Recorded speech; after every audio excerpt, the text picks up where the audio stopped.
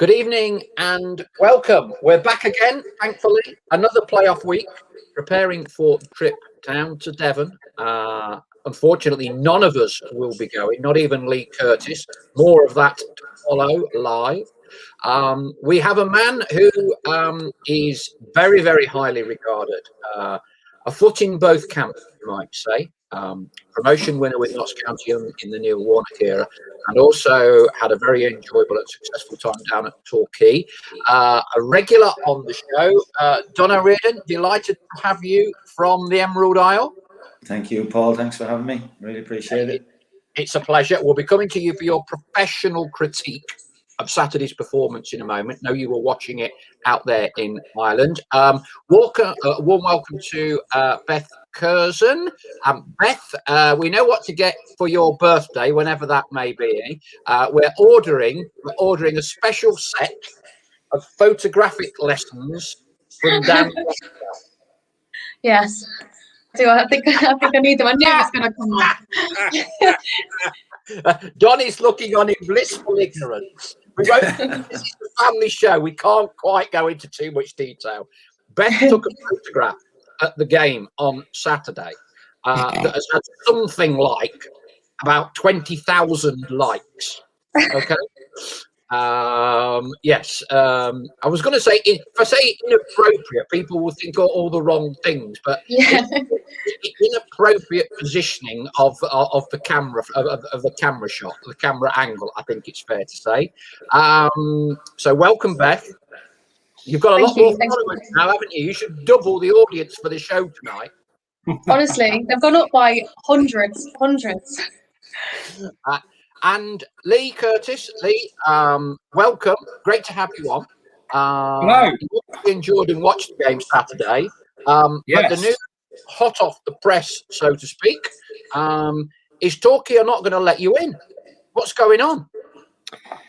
Well, I sent my email off early this morning, actually, because obviously there's going to be quite a bit of demand for what is such a big game for both clubs. No, it's not just big for Notts; it's big for Torquay as well. So you sort of appreciate that there's going to be quite a demand for press box seats, but unfortunately, Torquay have told me that I won't be getting a press pass for the game at the weekend because they're allowing fans back into play more, and they want to get in as many fans as possible.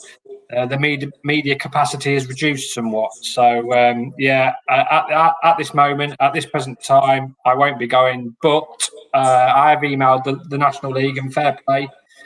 They've told me it's unacceptable. So I don't know. I don't know what will happen. It's not just about me. If the shoe was on the other foot, I'd be equally as disappointed and angry on Torquay's behalf. If they couldn't get to a game of that magnitude, it's all about your community and respecting each other's fan bases.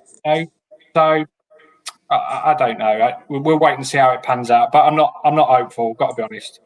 Well, I mean, I'm sure there will be a lot of support for you from all Notts fans. Any representation by Notts fans to the National League. Whack a few emails of support over to whatever the email contacts are for the National League. Their press guy, he should be on the National League website. Disgrace, really, to be honest with you. Our understanding is that Charlie and Mark Stallard will be allowed in. The BBC pay a kind of a rights fee for commentary, so they are being allowed in. I hadn't fully appreciated the capacity. I've been speaking to one of the guys that does a similar Torquay podcast to this one, said that the capacity is broadly 1,600. Now that is not a lot for a football league, a club that is fundamentally a football league club, but that apparently is the capacity. And Torquay's official stance here is they want to maximise the number of home fans that can attend. I'm sure we would all support that. However, you cannot believe it is to the detriment of one of the two key main media outlets, professional media outlets that we have that promote the National League, give its member clubs coverage. You would have thought they could have found one space for you, particularly as you don't necessarily need to be in a press box per se with new technology and all the rest of it. No, I mean, to be honest, Paul, I never asked for the red carpet treatment. Don't need red carpet treatment. Say, I had this problem with Dagenham early on in the season, and they weren't going to let me in.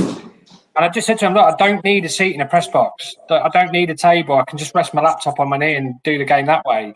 And in the end, they actually found room for me. They were brilliant in the end. And, the likes of Bromley as well, because there was a doubt that we weren't going to get in for the final day against Bromley. But again, came up trumps, found a solution, absolutely brilliant. We're all sat in the press box together, all had our masks on, no concerns. I don't know. Listen, I've been to Torquay many a times when they were a football league club. My days covering Lincoln, and I always found them to be sort of a very good community club, but I just think they've dropped the ball on this one. And to be honest, it's not just me either. I'm aware of other journalists who haven't been let in this year for whatever reason. I know the Press Association didn't get allowed in for their FA Cup game against Crawley, but it begs the question, if Torquay got Manchester United in the FA Cup this weekend, what would they have done then? Would they have still trotted out the attendance line, or would they have turned down the world's media? It's an interesting one. Okay, before we go to Don, let's just rattle off a few introductory comments. Loads of messages already tonight. It's a busy, busy show. Ian Burchnall, evening all. How great was that Saturday? Although I am emotionally drained. Matt Ben Knotts, hashtag get Leigh in. Hey, that'll be trending before long. Kevin J.S. Jr. From Montreal after his fantastic video that he sent us. And he's going to be on the show on Wednesday. He's been in touch with me. There should be some great stories, and I think it will be very lively and entertaining on Wednesday evening. George Harvey scores more than Cunagero. It's Ellis, I probably didn't do the right sort of jingle to that one. Ian Burchnall again. I couldn't help but think as I walked away from the ground that we need a keeper on the bench for next game. Leave nothing to chance. This is absolutely one of the points we're going to be discussing tonight. Feel free to send in your thoughts. Kelvin Hallam, what a game Saturday. Sign Ellis and Miller up on permanence. Chris Jordan, come on, you never say die pies.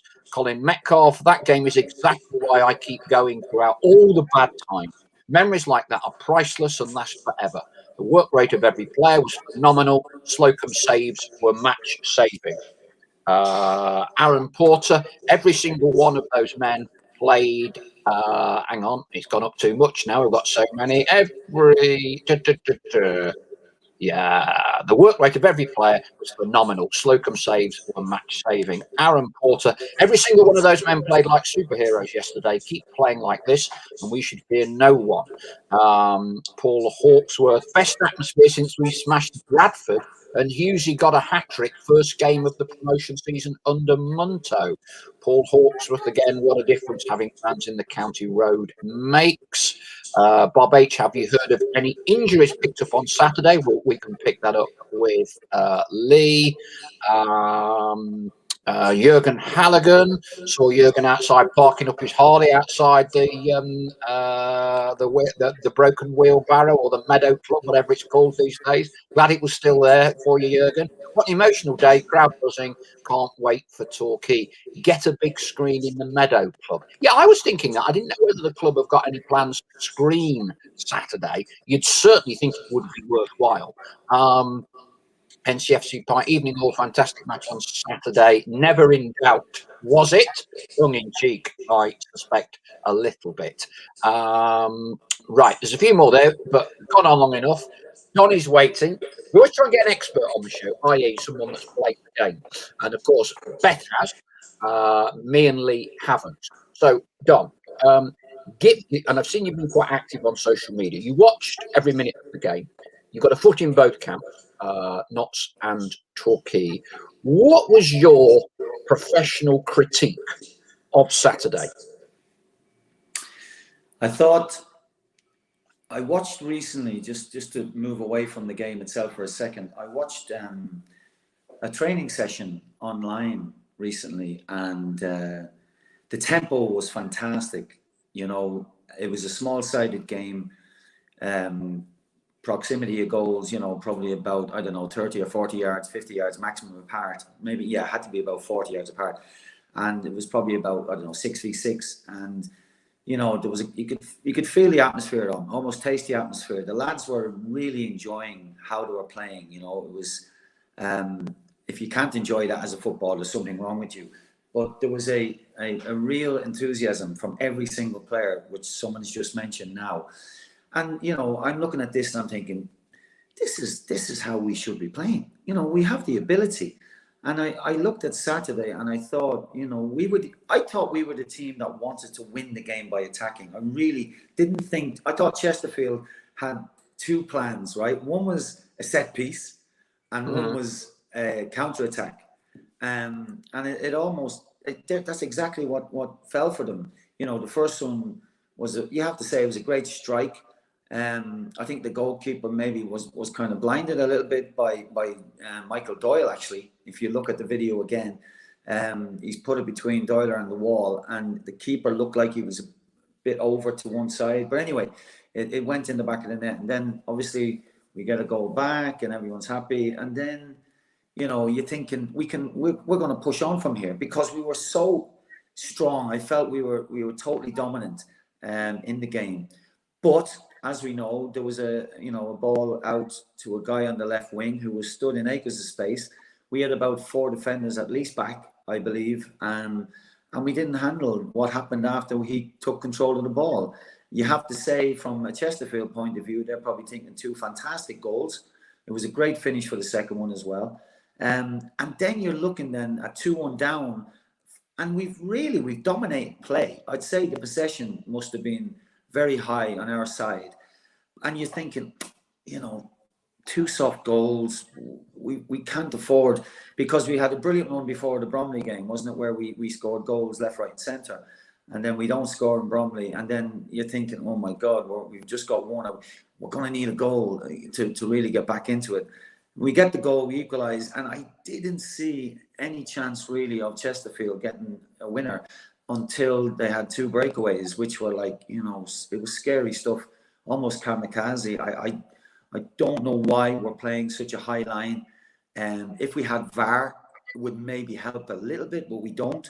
And every time that ball went over the top, that linesman just kept his flag down and ran down the wing, you know, waiting for the outcome. But obviously our keeper did great on both occasions, which was fantastic. You know, I could only see us winning it with a bit of class, and we tried to play the right way. We passed the ball well. It's like we said a few weeks ago, from going from a team that had no real pattern of play, we now have a real pattern of play. You can see it every time the fullback gets the ball, or the third defender, or the wide defenders, when they get the ball, they know where they're going to play. You know, it might go back. It doesn't have to go forward every time. But it's great to see there's people showing in the hole now. There's midfielders supporting that ball back into midfield and switching out the other side. I mean, Doyler's playing like a lad of about 18 at the moment. He's getting on the ball. He's distributing it with poise. You know, he reminds me a little bit of myself, I have to say. Sounds really big-headed that now. But I used to love passing the ball. And talking about passing the ball, what about the ball from Rodriguez for the goal? I haven't seen one in the Premier League like that this season. That was what I used to love doing, was pinging a ball. Beth, you know exactly what I'm talking about. You get that feeling where the ball zips at pace and it's right on the money. And it was such a simple header for him. He only had to let it hit his head. It was such a great delivery.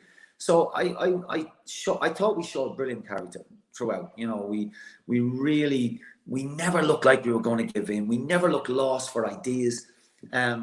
Compared to what we were talking about a few weeks ago, it's a totally different team. A really totally different, but it's the same players. That's the frightening thing. It's the same players.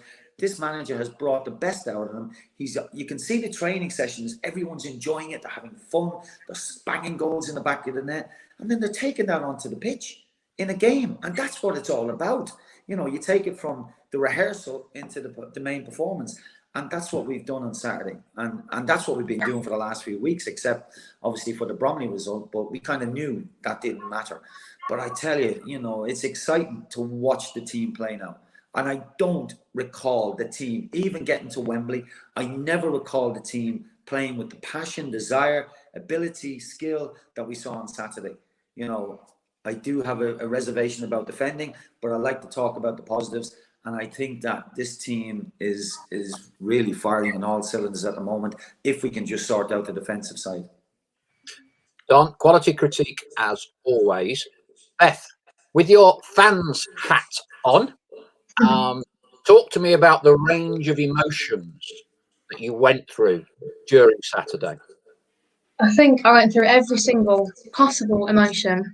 I didn't think we could be louder than what we were at Weymouth, to be honest, with that amount of fans. But it was, we sounded like there was 3 times as many people in there. And I think it really, a few people have said this, it really made a difference that it was all 4 stands.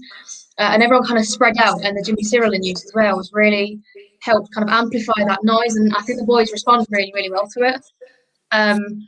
I can only echo what Donna said in terms of performance. Obviously, the atmosphere I can speak about as a fan was incredible. It was, I think I cried. I was upset at one point. I thought I can't do a third failed playoff, but at the same time, I never lost confidence that we were going to score.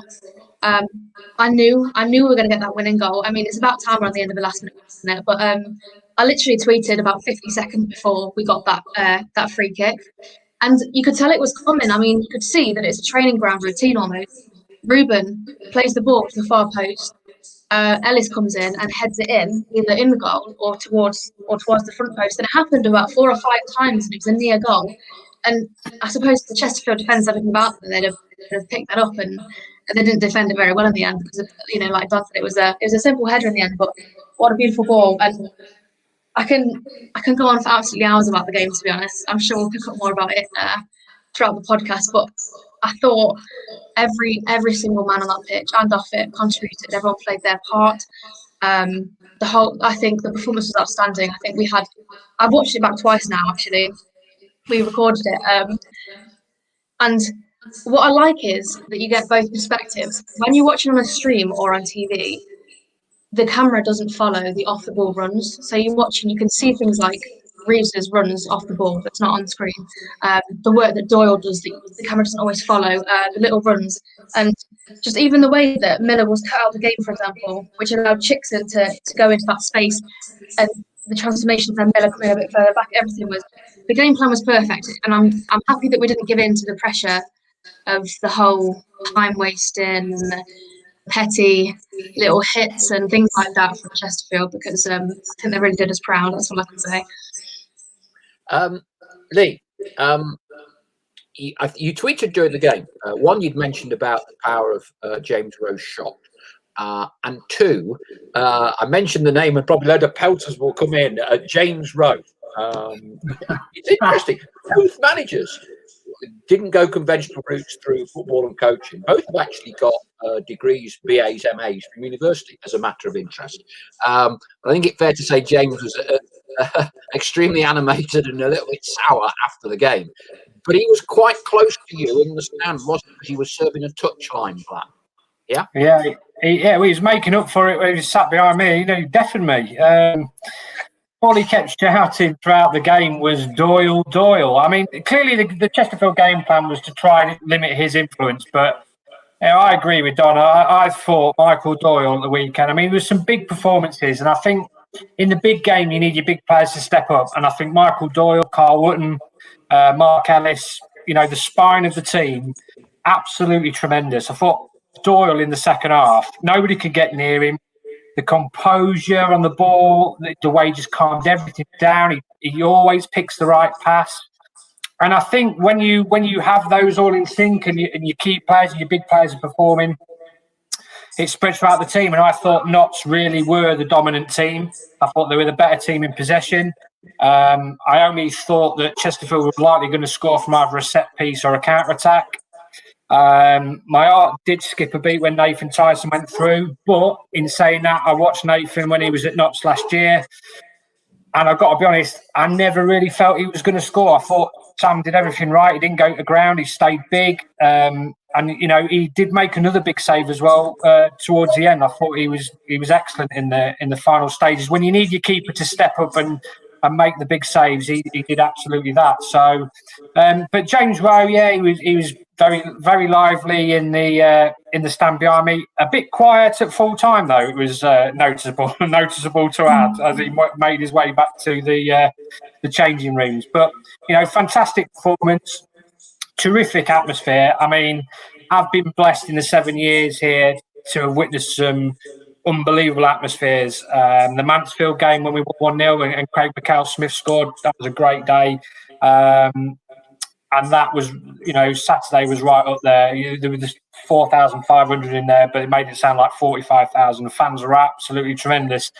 And even in the moments when Chesterfield looked like they were just trying to get a grip of the game, the fans stayed right behind them. I didn't ever get the sense of anxiety that sometimes you get at Meadow Lane when things aren't going quite so well and you can hear the murmurings of discontent. There wasn't that. And it just goes to show you the power of the support. So, yeah, fantastic day, fantastic occasion. What an advert for the National League as well, by the way.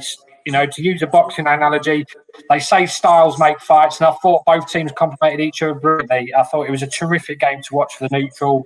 I think I had tweets from Lincoln fans, other fans from other clubs as well to say what a game and how much they enjoyed it.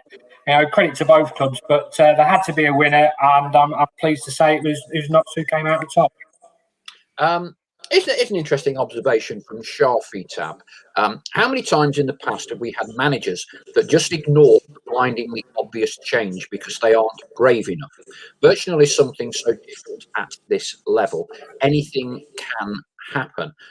Goes on, and massive shout out to Knowlesy. Been 2 months since he last started, and he looked so sharp and had some really neat link-ups down the last 10 minutes with Miller and Rodriguez.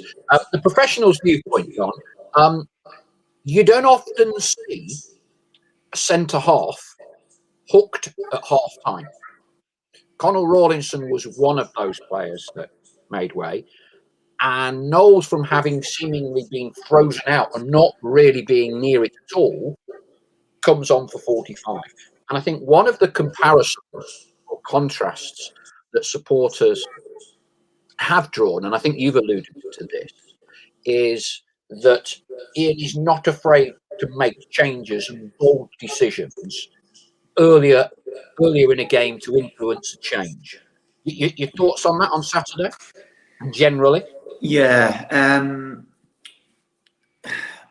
he's definitely not afraid to make changes. Normally, what they would do, they would give him like 10 minutes, 15 minutes in the second half, and then say, "Yeah, we'll give him the last half hour." But he's made that decision, and it influenced the game. Knowles influenced the game. He just brought something extra to the stage, and that was great. But in general, I think he knows exactly what he's doing. We talked about it a few weeks ago about learning about the league. I was told by a friend of his he needs to learn the league quickly. He needs to know about his players, and he seems to have done that in the last 4 or 5 weeks without any shadow of a doubt. Going back to the fans, I would just like to say I text at half-time saying that we need to be louder, because I could in the first half there was especially after the second goal goes in, it's kind of gone very, very quiet. But that's when the lads lead, and that's when they really need a lift. Not when you're 3-0 up, when you're getting the fans shouting. But I thought the response in the second half was fantastic. It really was. I said on Saturday, on that message I sent to you last week, Paul, about the players on the pitch have got to, the fans will inspire the players if the players on this pitch will inspire the fans. And that happened. It really did happen.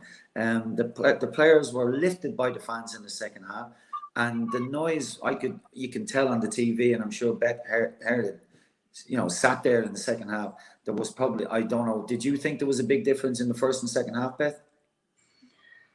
I think maybe more of a celebratory kind of atmosphere, I suppose. Yeah. Especially once that goal went in. Being there, I think it appears more excitable and louder probably being there than what you heard on TV. Because to me, there wasn't too much one. But no, just in the first half, I was kind of watching the match and I couldn't hear anything. And I was thinking, goodness me, this is a huge match, and our fans, they want to be here, obviously, but they've gone quiet, they've gone a bit shy, but they made up for it in the second half, as did the team, and it was just superb. Is there any fans allowed from Notts to go down to Torquay? No. No, They're not sadly. letting Leigh in. They're certainly not letting any fans in. No, I know. Yeah, I just didn't know if there was a. Was there any Chesterfield fans there on Saturday? No.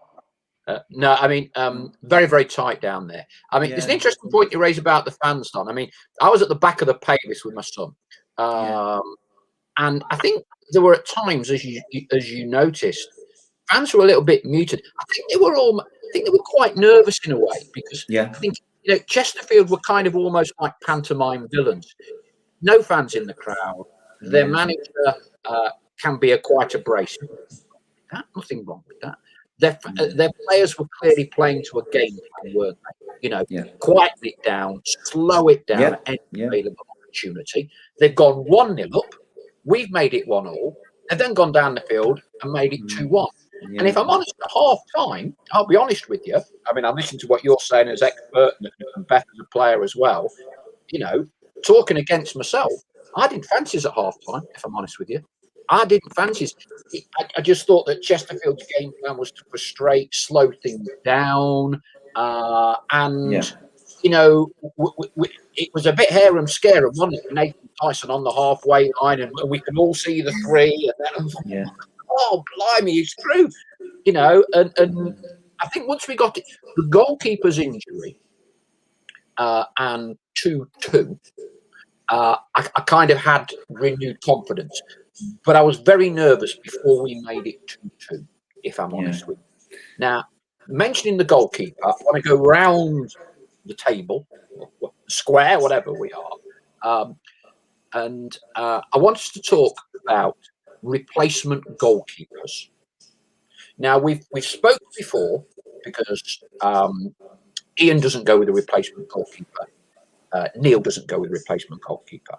And the consensus has been, well, it never, statistically it happens once every 14.7 years. We've been in a situation this season where it's happened to us and it's happened twice to the opposition in this season. Playoffs, there's a debate to be had. One thing I would perhaps agree with James Rowe on was the free kick, good as it was with the fight and the delivery from Ruben. I think the keeper, if he isn't carrying, if he's got a good spring without the bad knee, I do think James Rowe has a point that the keeper would have got that. That's just a personal viewpoint. However, Chesterfield have gone without a keeper. In the playoffs, we managed to sort out that there is extra time and then penalties. We weren't sure last week, and it caused us a bit of a problem.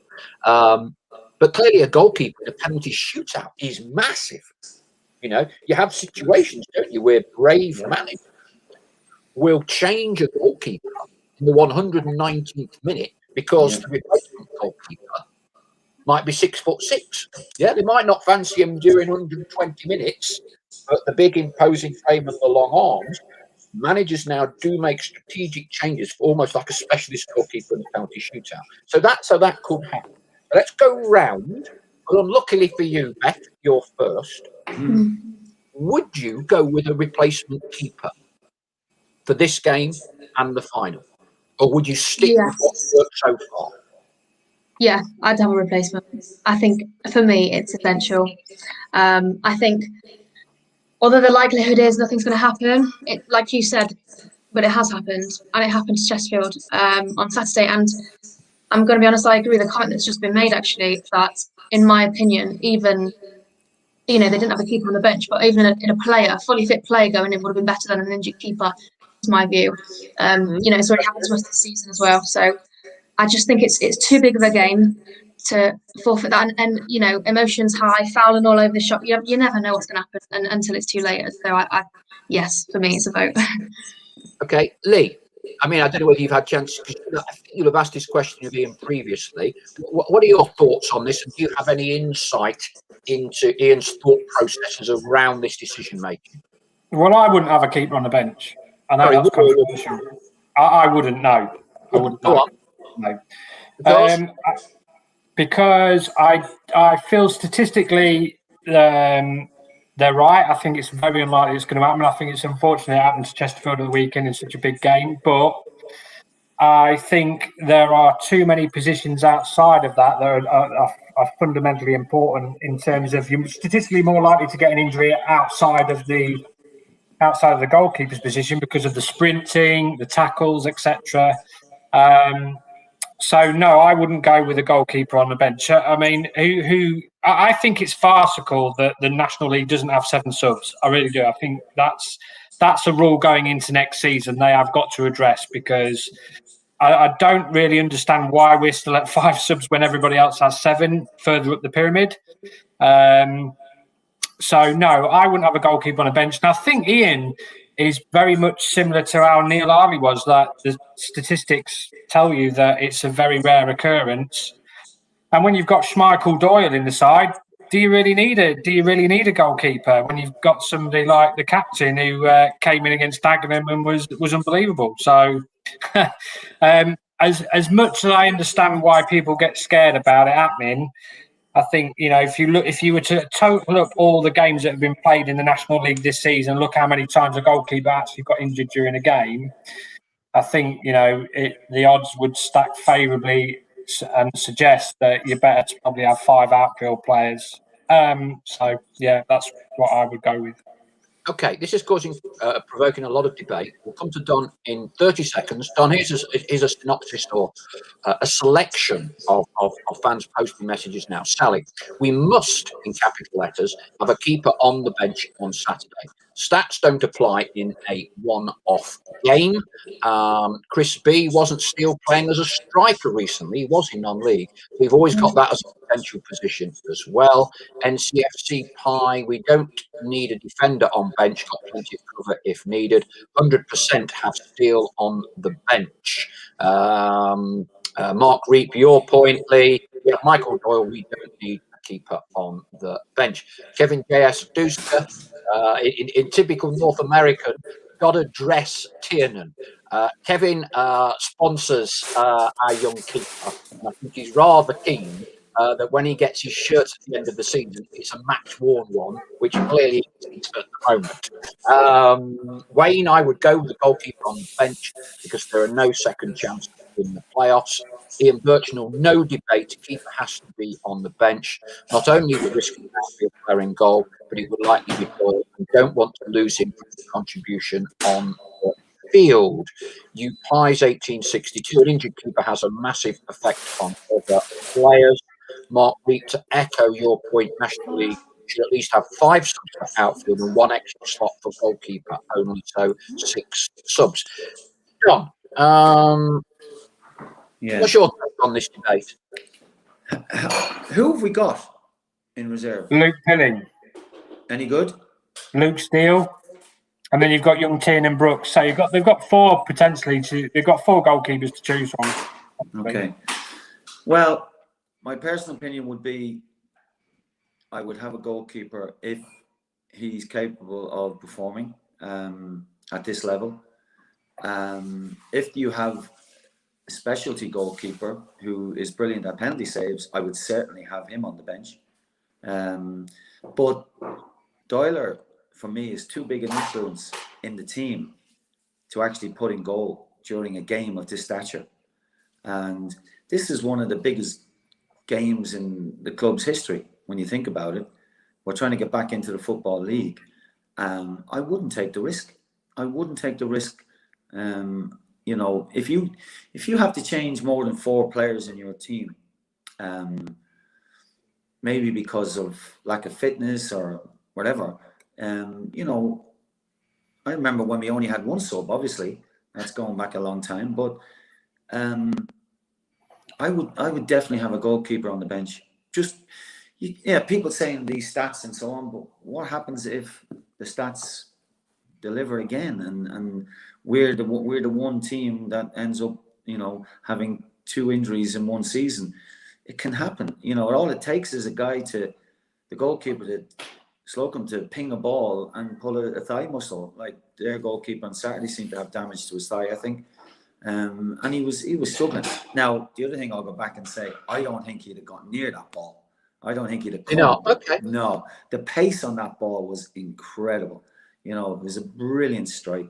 So to answer the original question, I would definitely have a goalkeeper up my sleeve, just in case. Yeah, But I mean, everyone's entitled to their opinion, as we say. That's the beauty of discussing. I'm fighting a lone battle here, aren't I? well, you're not. See, Burchnall's in your camp, or has been up until this point, and this is really the only vote that counts in these matters. I mean, my gut feel. I think there's an argument during a regular season, but with the possibility of penalty, which, let's be honest, is a very real possibility. You always look for an edge in a playoff shootout, and clearly, if you've got a proper goalkeeper in rather than an outfield player, I'm just reminded. I forget who it was. Remember the goalkeeper? We scored the penalty against the opposition. He just kind of like ran across the line and we put it in. I forget who it was. But it was quite comical, really. So yeah, that will get my vote as well. I want to pick up. We'll stick with Don first and go round defensively. We had to score 3 goals at home to get through, which will clearly be a massively tall order at Torquay to get 3 there. If we get 0 on Saturday, the worst case scenario for us is a penalty shootout. I'm a big fan of Dion Kelly-Evans. I think he's been incredibly unfortunate to lose out, having been on a winning team all through, left out Bromley, didn't start again on Saturday. But I don't want this to just be a debate about one player. Don, you saw the game Saturday, which took kind of the big man off Connell. But looking at that defensive line, what have Notts got to do better for Torquay? They have to make sure that they don't gamble trying to play the offside, as I said, especially when there's no VAR involved, because I really thought the linesman dropped a couple of clangers on Saturday, and then when you see it back, it's maybe he wasn't as bad as I thought, but it's just a very risky game plan to push high. If you're playing against someone who's quicker than you, it's very difficult. Liverpool, if you look at a team who kind of fell apart when Van Dijk went out of the team, their whole game plan dropped when Van Dijk went off because they didn't have the pace involved with that he had. So they would actually drop deeper and deeper and deeper. But it made the teams coming to Anfield, it gave them more space to play because the back 4 had dropped off. So for me, there was a couple of times in the second half when they got caught, and if they get caught like that on Saturday again, it could be curtains. It could easily be curtains, and I think it's a huge gamble. The lads that play for Torquay up top, they're energetic, but I don't think they're hugely quick. So I certainly wouldn't try and play offside in the first 10-15 minutes. I would look to have a go at them, but I would certainly drop a little bit deeper and let them have the ball in front and try not have this over the top ball penetrating us completely like we did on Saturday on 2 occasions. So I would imagine the manager will look at it. He will say, look guys, it's a bit risky. But then again, he may say, this is the way we play. And we're going to be dependent on that linesman that he gives us the right decision. But that was the only real concern I had on Saturday, was the offside. Everything else for me went very, very well. So time will tell whether the manager makes them decisions to drop a little bit deeper, concede the space in front, and then we'll defend from there. He might go with 5 at the back sitting deep. He might just play with 3 at the back and push his 2 full-backs on and set wing backs on. Time will tell. But I just think I never, as a manager, would encourage players to play offside. And it's quite funny, a quick story. When I was at Torquay, we had a game one day, right? And we were winning 1-0, I think it was, in the last minute, and we got a free kick. And I used to say, we don't play offside. You know, we don't play offside from set piece. There's a free kick about 30 yards, 40 yards out from on the wing. And like, my captain ran out with the arm up, you know, and the ball was delivered directly to his man who scored. We went in after the game, it was 1-1. And he said, Gaffer, I swear, I never ran out. I said, Chrissy, we'll find out. And we ended up going up to the youth team lodge, which was at the top of the lane. It's a lovely house. Leigh won't see it because he's not going, unfortunately. Sorry, Leigh. But there's a house at the top of the lane there, and it was built by supporters, I think it was. A brilliant house. So we all trudged up, and we had the video delivered to us from the guy who did the matches, right? And we all sat around the set tees and everything like that. And the free kick, we paused it on the free kick, and sure enough, he runs out with the arm up, and the head just dropped under the cushion. And sorry, Gaffer, sorry, you were right. And I just, you know, I said, we don't play offside. That's almost like cheating. You know, it's a gamble. It's why you're good enough defenders. Stay with the runners. But like I said, that was my style of play, and unfortunately, it worked a lot of the times. On that occasion, it didn't. But it's up to Ian. Obviously, he has to make that decision. But you know, I would imagine someone like Doyle would say, "Hang on, this is a bit of a gamble." But we'll see. We'll see. Hopefully, it's not something we'll see again this season. Please. Before we come to Beth, Leigh, you obviously have chats with Ian at press conferences and briefings, and you know Connell quite well. You've had many chats with him. I know you're a big fan of Connell. What are your thoughts on Ian's options this week at the back? You know, does he bring Connell back in, having left him out the second half? Does DKE come in which case who would you leave out? Would you carry on with Enzio as a right wing back? What are your thoughts?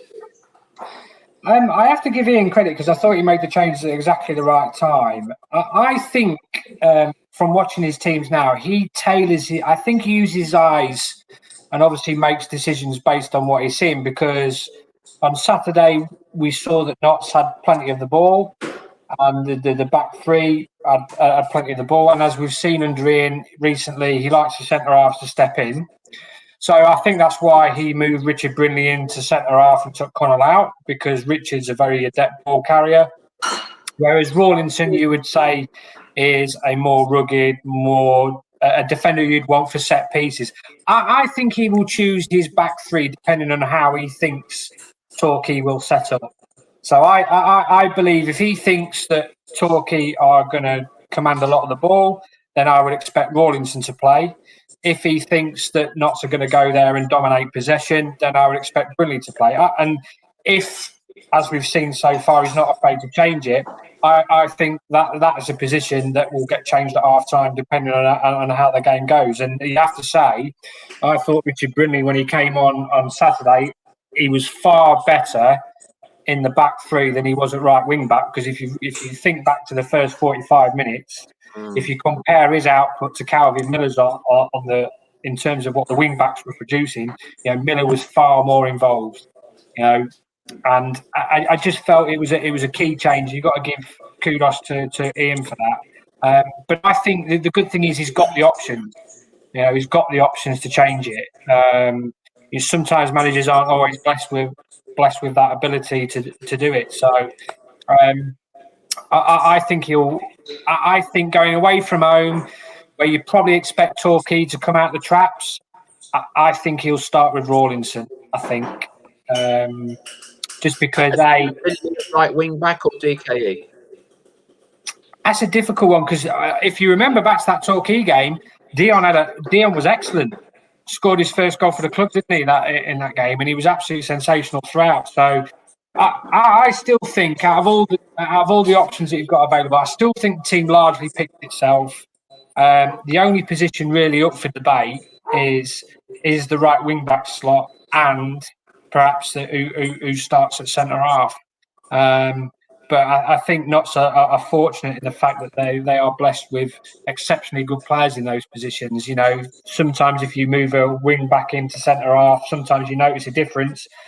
But when Richard stepped in there, you didn't, and you know that's credit to him. You know, really good player and came into his own in the second half. But what I would say is I'll say we're done. I don't want to see that offside trap being played. It gave me absolute kittens up in the press box. I think it's fine when you're playing centre forwards who can't run. But I think even Nathan Tyson at 39, he got in a little bit too easy. And like Don says, even though because you haven't got VAR, you're relying on eyes of the linesmen at this level. And I'm not, I've got to be honest, I'm not 100% convinced that they get it right every time. So why would you take the risk? Beth, your thoughts on the defensive challenges facing us on Saturday? I'll first mention that I agree with both Leigh and Don about the offside chat. It was hideous watch. Not knowing whether the linesman's A, going to get it right, or B, if we're actually going to... Because, I mean, like you said, Tyson's getting on a bit, but he's a runner. And actually, when it hit about 70 minutes, I think Chesterfield were absolutely exhausted, and he was their only runner at one point. But he was seeing the ball. So he was doing his job. He didn't score, but... it was a bit nerve-wracking to say the least. But when it comes to the original question, Paul, I don't envy his job in options. But saying that, it's a credit to the club, actually, the amount of quality we've got for it to be a difficult decision. I think it's telling of the kind of game and the way it's going, with the fact that our players can play 2-3 positions. They're versatile, and it's really, really important. Breen's an absolute Rolls Royce wherever he plays. I think I'm leaning with Leigh a little bit. I think he's probably going to start Rawlinson. I can understand when it comes down to Connell being off or Kelly Evans being off, that Kelly Evans comes on as the impact player, because I don't see Connell as an impact player. So I think he either got to start and come off for somebody, or if he doesn't start, I don't think he'll go on at all, in my opinion. But I definitely have Kelly Evans on at some point. It's such a difficult decision. But I think he'll start Rawlinson. I do. Yeah, I mean, for my two penneth, I would go back to the defensive line that had rattled off 4 straight wins or whatever it was. I would put a DK in at right wing back. I would have Rawlinson playing with Ellis and Chickson and Miller at left back, just so you can't accuse me of ducking it. Okay. 1,600 capacity, Torquay on Saturday. What at Notts we had 4,500 against Chesterfield, making a racket on. What sort of impact, difference is it going to be for Notts players, boot on the other foot, going down to a game? We've had it once at Bromley, but lost. 1,600 fans at Plainmoor. Presumably, it will still be a fairly lively atmosphere down there. You look at Saturday, and you look at the size. I mean, they had a shot from behind the goalkeeper, Chesterfield keeper, taking a goal kick, and we saw the main stand at the far end, and the whole ground looks massive. And to generate the noise that the fans did, I think was kind of helped by the acoustics of the ground. The fact that most of the stands were half empty, obviously. But on Saturday, obviously, when you look at Torquay's ground, the stadium in the the size of it in comparison to Notts, it's minute really. But with 1,600 people in there, they will probably generate as much noise as the Notts fans did on Saturday. And there'll be no Notts fans there, like we said, singing or shouting or whatever. So it will just be a constant barrage, I would imagine, of Torquay fans getting behind the team. The idea from Ian will be to keep them quiet. The idea from the players on the pitch will be to keep them Torquay fans quiet. I've seen Torquay 2 or 3 times this year. I remember to watch the game against Hartlepool. It was on TV, and the game against Stockport the other week. And there was a big gap in between them 2 games, if you remember, where they had an awful lot of injuries. But I thought that game, as like a Saturday, I mean, the 2 teams that played Saturday, Chesterfield and Notts, if that was a league game, nobody would blink an eye. They'd say, yeah, the standard is that high. And the other week when we saw Torquay play Stockport, I thought the standard was fantastic. It was a great game. I think 2-2 in the end, wasn't it? I think. So I think you're looking at 2 teams who like to play football, like to score goals. I think they'll both go for it. I really do. And as I keep saying, may the best team win. I really, really, have to sit on the fence, unfortunately. And even though I'm here on the nuts cast, it's honestly, it's killing me, having to choose. I'm not. I'm just sitting on the fence. Whichever club, both clubs were wonderful to me. So I'm so happy they're both there. I wished Torquay had gone up automatic, and we had gone up then behind them in the playoffs. But I really, I really think it's a different Notts team this year compared to last year. I think they're capable of winning promotion. I really do.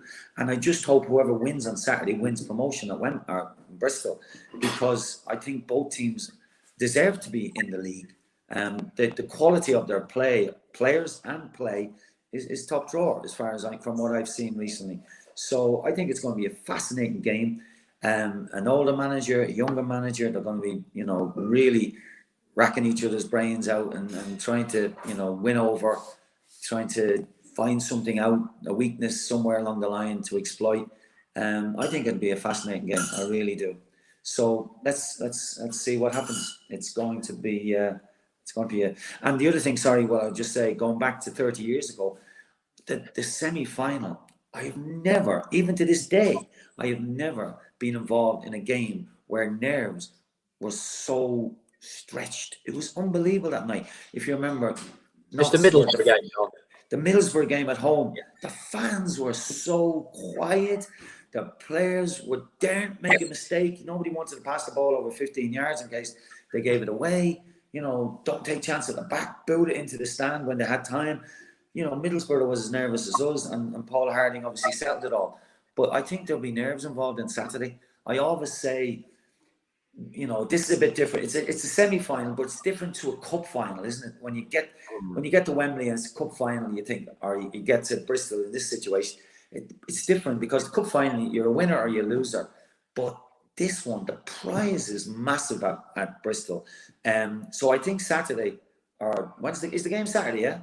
Saturday, 12 o'clock, live on BT. Yeah, I just think that there's going to be huge nerves involved. I didn't see it last Saturday. I thought we played with a freedom, an expression. We expressed ourselves really well. But I think we'll see a few nerves on Saturday. That might relate to a few mistakes. Hopefully, as I said, I'm not going to say anything. I keep getting sucked in here. I don't really want to say who I want to win. But I just hope, as I said, whoever wins goes on and wins the final and goes up. That's all I pray for. Thank you, Don. Beth,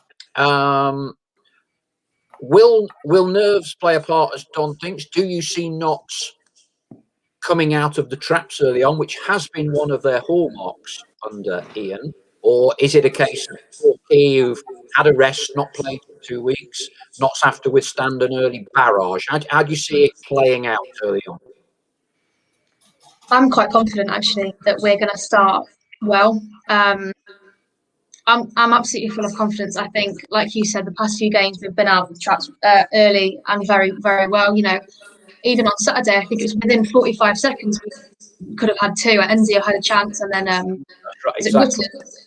Wootton initially, and I think that sets the precedent of the game from very, very early on. And like you said, it seems to be quite a big factor in kind of Ian's reign at the moment. It's kind of, he's mentioned a few times, attacking brave football, and we've achieved that. We are doing that, and I have every confidence that we can go out early and really make an impact. And I think that's the way we're going to win the game, to be honest. I think you mentioned fans as well. I think it's important for the players to, when you're at home and you've got so many fans behind you, you drink that in and use that to fuel you. But it's really important to block it out and do the absolute opposite, I think, on Saturday. Because like Don says, there's less supporters, but I think they're going to be closer, tightly packed. It's going to sound a lot louder, and we might see a few nerves here and there, and hopefully, they don't translate into, mistakes, because we can't really afford to be clawing back again away from home without home support. So it'll be a difficult one, but I have every confidence in them. I think that quality and positivity at the moment and attacking playing the ball is, I think they'll be more scared of us than we are of them. I keep saying that, but that's my opinion. At Playmore last time, Leigh, Notts played really, really well, didn't they? And should have Yes. won. Got caught out right at the end. But the performance, they played extremely well. Extremely well. Yeah, I mean, I thought they were unfortunate to come away without winning. Really, I thought they were absolutely exceptional on the day. I thought the only time I felt the tide had turned was when, in the last 10 minutes, when I think the striker had been sent off and they started just pumping balls into the area, I think the substitutions that day didn't really have the same kind of impact that I think Ian would have been hoping for. I think they brought Lewis Knight on, didn't they? And and a couple of others, and I just don't think they had the same kind of quality of the players that went off, because Jim O'Brien went off in that game, of course, didn't he? So I remember running straight through, and he pulled up at his back, didn't he? So I think on Saturday, as I maintained against the game against Chesterfield, I think the experienced players, I think these are the games where, they're so crucial. The likes of your Michael Doyle, you look how big a performance he produced on Saturday, just controlling the game, that composure. He's been there, seen it, done it. He's experienced all the feelings. Same with Mark Ellis, who's won promotion. Go through the team, those not involved, Ben Turner. Those players are going to be absolutely massive on the day, just to settle any nerves. And I think those players will be absolutely crucial to the result. I think if they step up and perform again like they did at the weekend, and you like Carl Wotton, who seems to be hitting form at exactly the right time when you want him to, I think they've got a fantastic chance. Torquay don't particularly frighten me. I think they've got some very good players. I mean, Danny Wright's been a big player for them this year. He's a handful. But I think with the way that Calvin Miller's playing, obviously Ruben Rodriguez, I don't think was even involved at Torquay, was he? So, to have him playing the way he is at the moment up front with Carl, that's a partnership that's flourishing all the time. I'm quietly confident. I'm quietly confident they can go there and get a result. I think the crucial thing that Notts have to do, I think, is the first 10 to 15 minutes will be crucial. I think Torquay will come out the traps. And if Notts can sort of get past that, because Torquay are the home side, and can just settle down and start knocking the ball around, they'll soon frustrate Torquay. And I would back them to they've got a goal in them. That's the crucial thing. A few weeks ago, if you'd have asked me whether I thought Notts had the ability to change a game and come back from behind, I would have said no chance. But since then, Ruben's come into the team, he's scoring. Kyle's finding his scoring touch. Calvin Miller's creating opportunities. Enzio, when he was moved to right wing back during the game at the weekend, was absolutely brilliant in the second half. So they have got the creative players there. It's just about whether they can control the game, and crucially, can they control their emotions? Just before we move on to Don, I don't know whether you're in a position to be able to give us any updates. Jim O'Brien obviously wasn't available Saturday. Jake Reeves came off at the end, not sure if it was cramp or whatever. Do you have any updates on fitness-wise for the various players? I was told Jim's injury is not serious, so we'll get more on Thursday, I would presume. Because they had a brilliant balance, didn't they? The midfield three, Doyle, Reeves and O'Brien, absolutely terrific in recent weeks. But, Jake Reeves, it was great to see him on the pitch on Saturday because he's been a big player for them recently. I think that's perhaps the only injury, isn't it? So it's a question of watch this space, really, and whether Jim will be back. But, he's another player as well. Great experience the big games, knows exactly what it's all about. And like I say, he's been terrific in these recent weeks, and it would be a great boost for Notts to have him back if he was fit again. Yeah, now we know one player who won't be available, but a bit of an update issued, not necessarily by the club, but by his mother on Facebook. Cal Roberts' mum posted out over the weekend that Cal has had an operation on his lower abdomen. Have you heard much more from that? No, he was there at the game at the weekend. I mean, from what I've been told, the club are quite confident that he'll be ready for the start of the season, which, whichever league Notts end up being in, absolutely massive, because for me, he's the best player in the National League. I don't think there's a better player in terms of quality, touch, vision, ability on the ball. He's comfortably one of the best for me. So I think, to have a fully fit and firing Callum Roberts, whether Notts are in League Two or the National League, what a bonus, because we have missed him this year. He's such a terrific talent, great kid too, lovely lad off the pitch. And I can't wait to see him back in a black and white shirt again. Matt Ben Knotts has just said Ellis ended the game limping. How is he? I'm sure with crutches. He'll be all right. Warrior. He'll be out there. He'll be out there. Don't worry about that. He went through the wars, didn't he, with the centre forward. Yeah. Don, coming to the end of the show, we as fans will kind of draw analogies and say, last year, Harrogate, I think by everybody's admission, we didn't turn up. We were very poor. Yeah. And fans will say, players always won. Yeah. Didn't turn up. As a former pro yourself, does the nightmare or the heartache of missing out in the way that we did against Harrogate last year at Wembley have any effect on the mindset of these players now, or do they just play the game and not get involved, as we as supporters do, in kind of more of an emotional bubble? It's a good question. I think going into last year's game, my heart was saying one thing, my head was saying another. I wasn't totally surprised with how the game ended up. But the way Notts are playing at the moment, I feel the manager has transformed this team. You have to give him credit. It's a great watch nowadays. It really is. In the past, I just couldn't see too many positives whatsoever. I think Michael Doyle has also, been probably behind the scenes, been a big influence on the manager. Between the two of them, because Michael knows them players inside out, and I believe that between himself and the manager, they've got the best formation, and they've got the best players on the pitch most of the time. Like you said, we've got subs up our sleeves, which we can use, good subs, and I generally feel that Notts are capable of beating anyone at this moment in time. In any of the teams that are left, I really, really feel they are such a formed team. Torquay, they ended up, I think, with 2 draws at the end, wasn't it? The Stockport game, and then was it Altrincham, I think. So kind of not a damn squid as such, because Saturday is a one-off. It's almost like the cup final, isn't it? Really, because you have to win it to get to the final, if you know what I mean. If you don't win it, it's good night, midnight. So I really, if you'd have asked me 6 weeks ago, do they have any chance?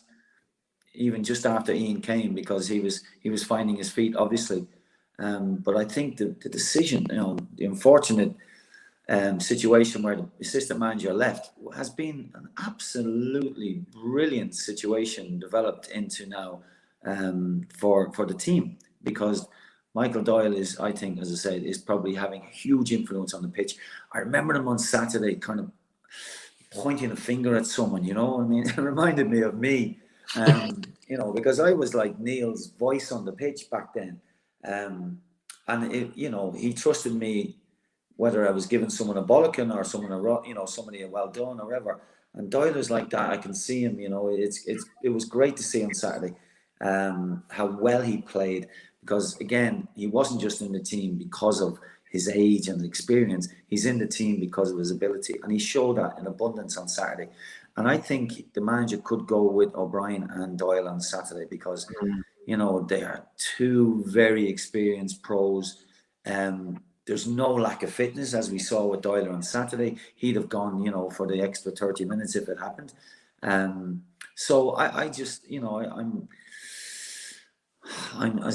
still going to sit in defence, but if I was a betting man, you'd probably put your money on Notts, even going down into Plainmoor, because of the confidence they have generated.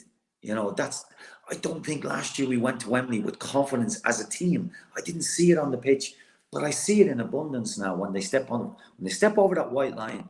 It's a different game. It's a different game to what we were watching, 12 months ago, 18 months ago. It's a different approach to football. And like I said online on the weekend, Neil Ardley, I hope he gets the job, but I'd love him to watch Saturday's game and look at it and say, are they the same players that I had? Because their performance compared to when he was there, it's like night and day.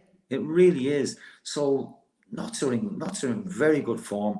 They came back from being 1-0 down, 2-1 down.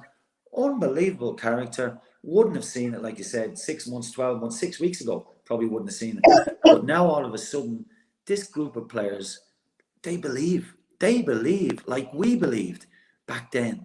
There was an unbelievable team spirit that we had. I mentioned it before. And it looks like there's a huge team spirit there now.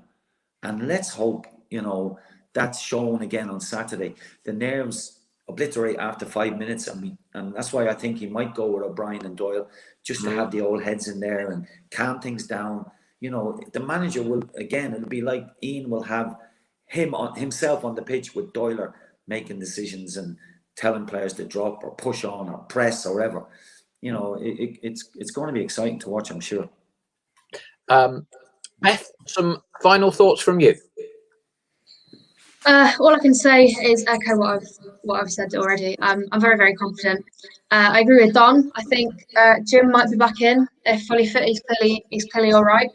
I think he, for me, is our biggest runner and grafter off the ball. I think he's been absolutely key in this whole run. Like Don said, it's really important, and it's really evident to me that the squad is just happy. They're happy in training. They're happy off the pitch.